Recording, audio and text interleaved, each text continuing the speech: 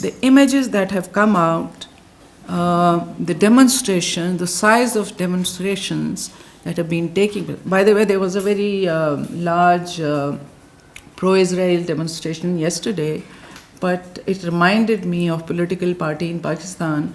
The participants were paid $250 each to attend, and it was from all over the world, all over the United States, while the demonstrations that are taking place in favor of Palestine are spontaneous. Every city is, people are teeming, millions are coming out, and it has undermined the credibility of the United States as the dominant power in the world.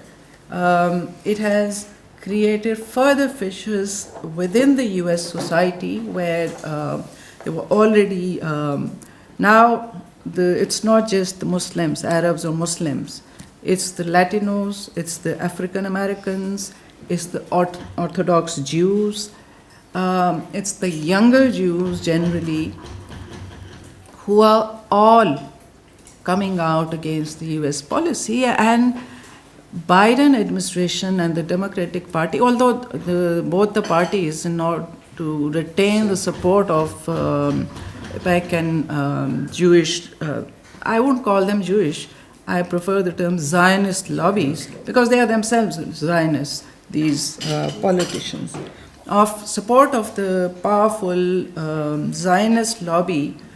They have been trying to outdo each other.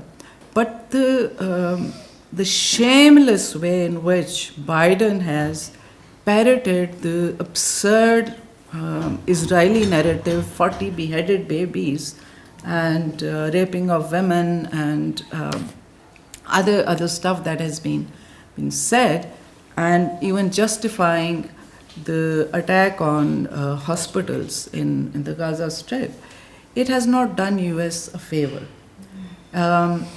State Department officials were the first one to write a memo against this policy. There was, I think, one or two resignations as well. Then the US said, followed by 40 agencies of the US government agencies, writing very critical memos to the Biden administration. In this situation, I think the US has not done itself any favor. The Democratic Biden administration, 80% of Democrats are opposed to this kind of support to Israel. And obviously the images of dying children are touching for everyone. This damage is going to be long term.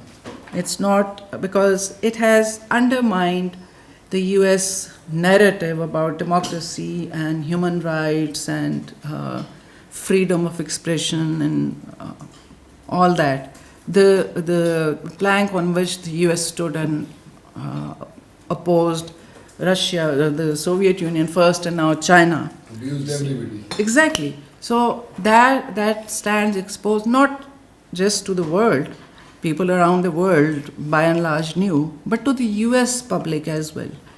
So your question was that what has it done to the US diplomacy? I think it has damaged, and obviously it's an elephant which will take a long time to die, but the natural process of the rise and fall of a country or civilization or power is already in motion. If you look at other developments within the United States, you can know the homeless people, the breaking down of infrastructure, and it is already, and very, very